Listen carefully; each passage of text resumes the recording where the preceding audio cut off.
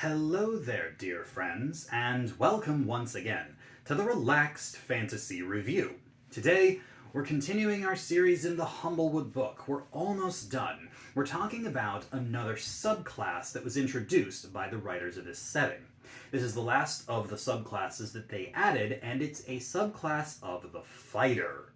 Yes, fighters come in all shapes and sizes, but when you're dealing with animal folk, you need something special, and they designed the Scofflaw. Scofflaw? I don't know. It's spelled Scofflaw, and it is a very interesting fighter that primarily works on improvised and dirty fighting. It's a very, very interesting take on the fighter, and we'll get into the details of how it works in just a moment. But before we do, I'd like to let you know, Relaxed Fantasy Review has memberships. For just $1 a month, you can support me here on YouTube and get a couple benefits. First, you get a little badge next to your name in the comments, letting folks know that you're a supporter.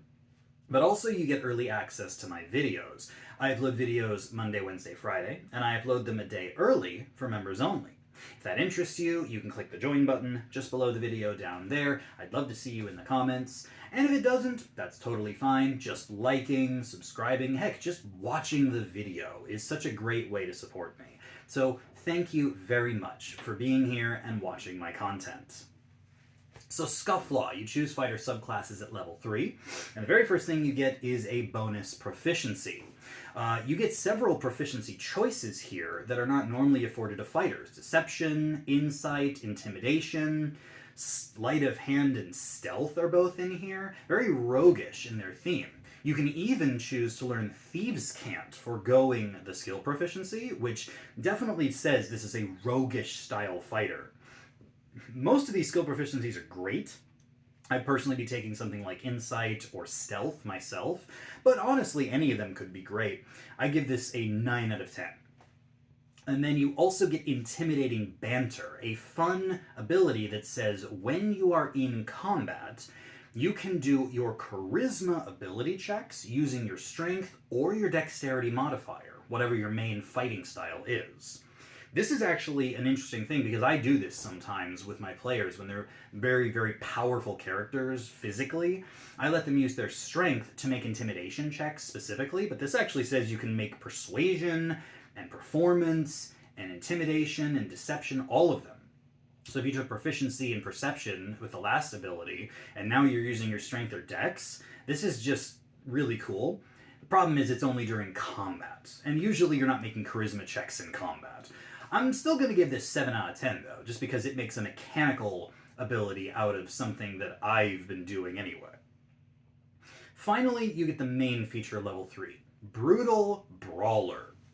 Brutal Brawler gives you proficiency with improvised weapons. Now, improvised weapons are a pretty underdeveloped concept in D&D. Usually they're not particularly strong. You can make them match weapons that they're similar to, but the idea that you can just pick up an object and hit someone with it is a cool concept in theory. What this does is it makes it mechanically sound. First of all improvised weapons have finesse, meaning that you can use dexterity to fight with them, even if because normally they're just strength-based weapons. Secondly, you have a special attack you can do, where you can break a weapon over a person. Basically, you smash them over their head so hard that it breaks whatever it is you're wielding. This does maximum damage with the improvised weapon. And if you've got lots of improvised weapons around you, this is a great way to up your damage and then just scoop up another weapon on your next turn. This feature continues to grow as you level up. At level 10, you get to add an extra 2d6 to the weapon's damage when you break it over someone's head. And then at level 18, this feature actually gives you advantage on all attacks when you're using improvised weapons. That's actually really good, but that doesn't come on till level 18. Still, taking a feature that is normally a secondary fighting style that isn't usually very good and powering it up like this, giving it extra options, I like it. I like the design space, and the options aren't bad. I give this a 9 out of 10. Next up, at level 7, you get a power called Misdirection. Misdirection states that as a bonus action on your turn, you can force an enemy to make an intelligence saving throw. The DC is based on your strength or dex. And if they fail it, they have to use their reaction to attack another creature other than you. Now, if there's no other creatures near you, it's just you and them, you can actually make them waste their reaction attacking the air next to you. Basically, this is just a good way to get them to hit their buddy or to get them to waste their reaction. And intelligence saves are great to target. Most creatures don't have a great intelligence. And, yeah, it's just a good mechanical way to use your bonus action, and then you can move away because they can't opportunity attack you. And if you're able to hit an enemy with it, that adds their damage to the damage you've done this round.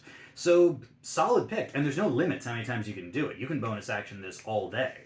So, 9 out of 10. Again, a really cool power.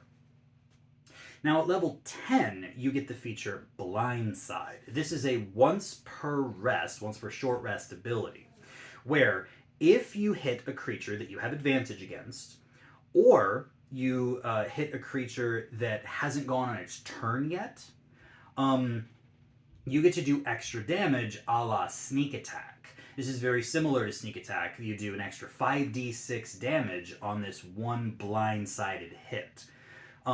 It actually scales as well. Level 15, it goes up to 7d6, and at level 18, up to 9d6. So you're actually getting a solid amount of extra damage that runs alongside with the Rogue Sneak Attack.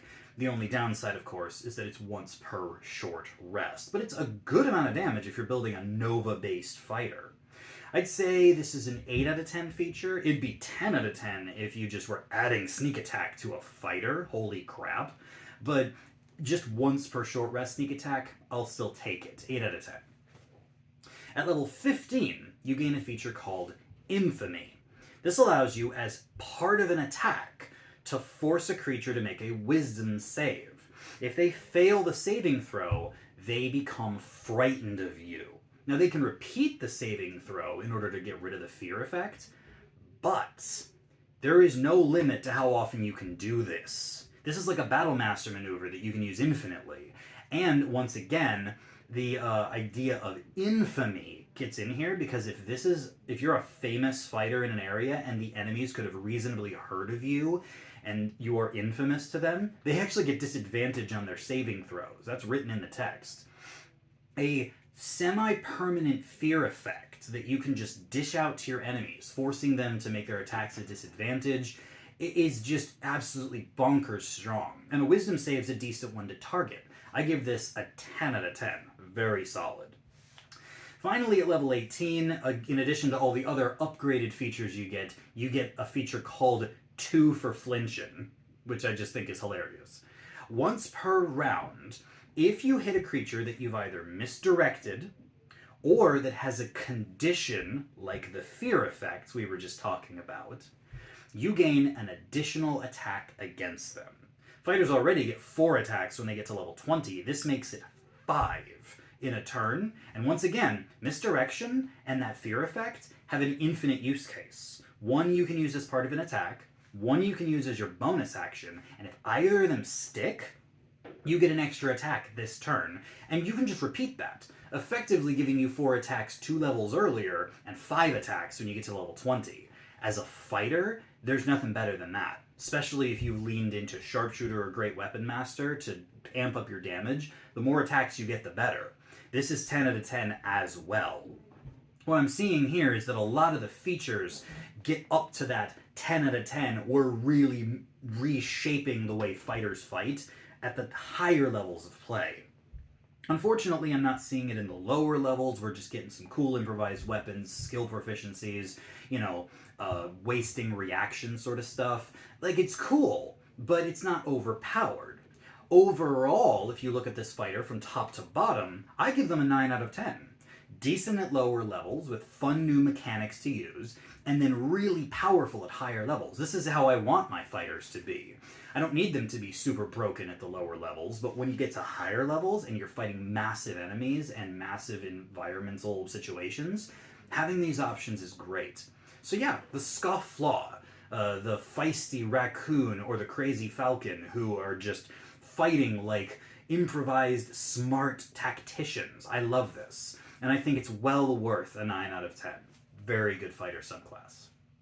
This has been the Relaxed Fantasy Review. If you enjoyed the video, please like and subscribe down below. Have a look for the join button down there, as well as a link that I'll leave in the description to the Humblewood module. It's written by the Deck of Many. It's one of the old classic third-party 5th edition modules, and I highly recommend you check it out for yourself. Have a good one, my friends.